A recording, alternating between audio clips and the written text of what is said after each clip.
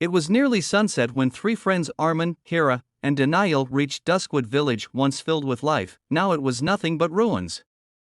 The houses stood half-burned, the wells dry, and silence hung in the air like a curse. They came here to film a documentary about ghost towns.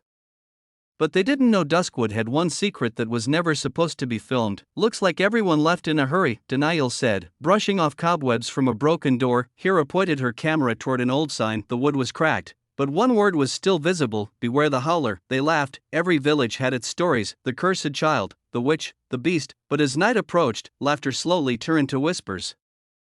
They set up camp in the biggest house they found, a crumbling mansion with claw marks on the walls. Around midnight, the wind began to howl. Then they heard it, a deep, guttural cry that echoed through the ruins. It wasn't human.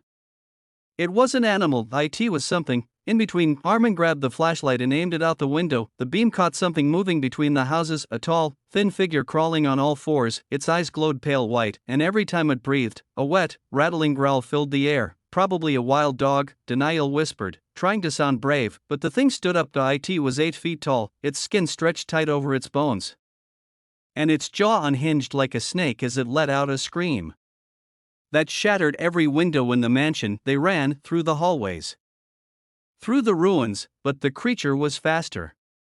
It moved like smoke, twisting between shadows, always just behind them. Hira dropped the camera. Its red light blinked in the dark. The last thing it recorded was a hand, long and gray, wrapping around her face. Arman and Daniyal made it to the well at the center of the village. They looked down. It was bottomless, and from the depths, dozens of glowing eyes stared back. The Howler wasn't one creature, it was many.